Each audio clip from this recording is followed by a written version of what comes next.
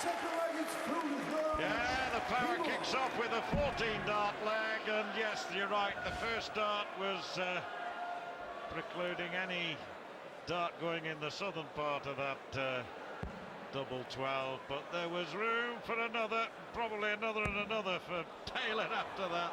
Only needed the one. And then gets a 180 to demonstrate that he is ready for this semi tonight. If there were any small minute doubts in anybody's mind, Taylor's already settled that. Well, on the tournament, he's well clear of Priestley, his record. He's 10 points above him on average, 102 against 92, and his checkout percentage success rate is 10% better. So those kind of figures would indicate a comfortable victory for Phil Taylor. But we've seen that darts doesn't maybe come that way, and Taylor is on a 9-darter. Whisper it there. We were reviewing the stats. He's put himself in a position. Remember, the first live 9-dart finish we ever saw on television was done on this stage by Phil Taylor, and he's 3 darts away again, John, for a 9-darter, 141. Yes, and if it should happen, treble 19 would have left double 12. Round of applause, great effort from Taylor in only the second leg of the match. Who's to say he's not going to have 1, 2 or more attempts at the 9-dart finish yet tonight. The odd thing is, Dave, he just hit the double 12, hadn't he? Absolutely. Before he'd actually got his 2 180s. It's a crushing leg of darts if he goes out here. Double 8. Once again.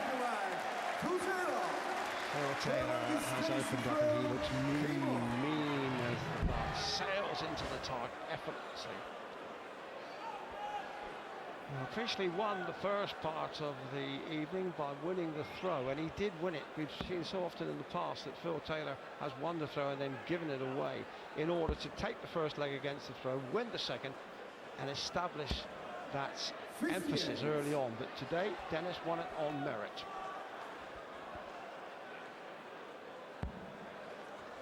But Phil Taylor's still 2 up. Yes, the one thing that you have to say here is that although Taylor's got off to a blistering start, Priestley will not be fazed. In the great games they've played in recent years, and indeed if we go back into the mid-90s, 2 great world finals, 96, 97 in particular. There were others as well, but latterly, the quarter-final of a couple of years ago, the second round match of the year before that, I think I'm right in saying, Priestley demonstrated that even though, we saw it in those clips earlier, even though Taylor was nosing ahead, he was able to hang on to his coattails, and I think that's what he'll attempt to do tonight. Mind you, as long as Taylor's throwing like this, it isn't going to be easy.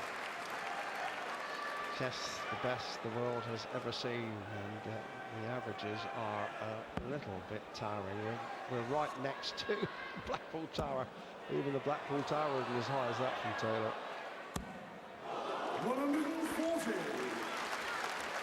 Blackpool Tower's a little bit older than Taylor, but not much older than Dennis Priestley. Only joking, Dennis.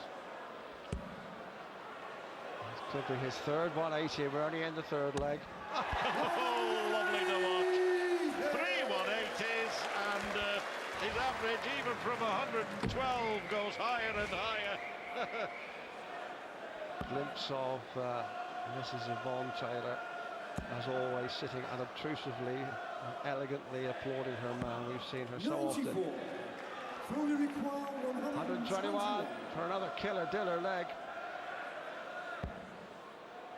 He'll go for treble 17 here. No, he's not going to go. He's going to take the chance that Priestley doesn't take out 149.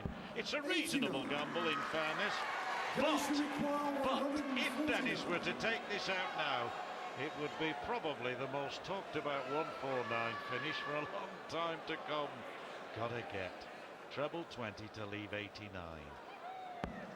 Yes, now treble 19 to leave double 16. Yes, double 16 for a magic moment in the history of darts. Oh, Taylor spurned a chance to go for full, and Priestley almost made him pay for it. Yeah, dramatic moment. And the effort, brilliant though it was, gains nothing for Priestley apart from sympathy and applause. Phil Taylor won that one against the throw. Dennis Taylor had one dart, and it's been said so often in the past that these are the chances when Taylor is in this kind of mood. You've got to take the 140s, you've got to take the 150s. And Priestley there stung a little perhaps, because I think he realised that Phil Taylor didn't think he could get it. Look at that average, 111, and Dennis Priestley averaging 96 hasn't won a leg. Almost took out 149. It would have been a really magical moment. And but incidentally, Taylor's 32 day. We're coming towards the end of July. Go back 6 months at the end of January. That dart at 32 was nearer the number than the double, wasn't it? 97. Consistently, he was missing the double 32, the double 16, and other doubles, but particularly that one, by a mile. When he was adjusting, he was coming too far in. Now, just about every shot at double 16 is there or thereabouts. And coming 46. next, what a mouth-watering feast. Wade Mardle, conqueror of Barneveld against James Wade, the holder. Could life possibly hold any more on a Friday evening?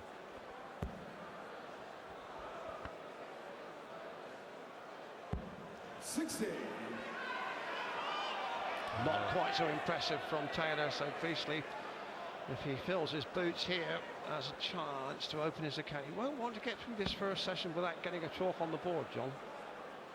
You're dead right. He desperately needs to get a leg, preferably here against the throw, but it doesn't look as though Taylor's going to relent on his throw. And he's been pretty handy on Priestley's too so far, hasn't he? And this is the reason why we're going to see a fourth 180 from Taylor. So close to it. We need one here from Priestley. A 180 may not even be enough, but it wouldn't half help.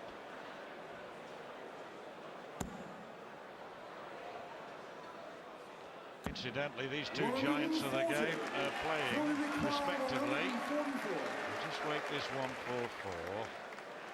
Taylor can't check out now. Priestley 146. Well, he couldn't take out 149, almost did it. What about 146, Dave? Well, we'll see. He's certainly going to start off in the same manner, looking at he's going for double treble 19, I think. He's a long way off, whatever. 139 should stay there. Now he'll come back up. And 46. Fully require 48. ominously, Taylor on 48. Double 16. We were talking about how he's been hitting this, and that's the reason why. Quite right. 6 months ago,